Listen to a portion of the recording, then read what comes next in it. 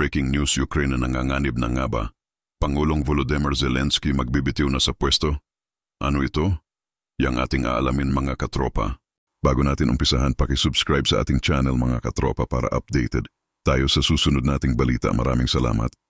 Kamakailan lang mga katropa nagpahayag ang presidente ng Ukraine na handa siyang bumaba sa pwesto kapalit nito ay kapayapaan. Ito ang pahayag ng Ukraine leader matapos siya pinatamaatan ni President Donald Trump na si Zelensky ay isang diktador dahil umano sa hindi pagpagtupad ng isang eleksyon sa bansa.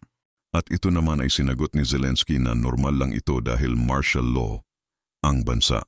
Nagkaroon sila ng martial law dahil sa giyera at giit niya pagkatapos ng lahat. Handa na siya bumaba sa pwesto at hindi umano niya balak na habang buhay siya maglilingkod sa trono. Gayunpaman, di maiwasang mangamba ni Zelensky at sumama ang loob nito dahil tela mas kinakampihan ni Donald Trump. Ang Russia, matatandaan na ang Amerika ay number 1 na bansa na sumusuporta sa Ukraine noong nilusob ito ng Russia.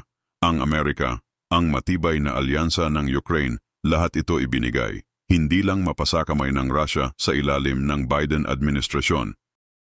Ngunit nagbago ito nang maupo si Donald Trump bilang bagong Pangulo ng Amerika. Ngayon hihina na kaya lalo ang Ukraine dahil wala na silang makukuha na suporta sa Amerika. Sa kabilang dako naman, ang European Union ay suportado pa rin. Ang Ukraine handa umano, sila na ibigay lahat maproteksyonan lamang ang Ukraine sa kamay ng Russia. Gayunpaman ang hangarin ni Donald Trump ay para isulong ang peace region. Anya gusto niyang magkaroon ng kapayapaan at tuldukan ang digmaan ng Russia at Ukraine. Sa tagal ng digmaan, halos daan-daang libo na ang mga sundalo na nasawi sa bakbakan sa magkabilang panig. Kaya nais ni Trump na wakasan na ito. At isa pang pahayag ni Zelensky na handa siyang bumaba sa pwesto kung ang kapalit ay kapayapaan. Siguridad na pangmatagalan nais niyang makatiyak na kung sakaling bumaba siya sa pwesto.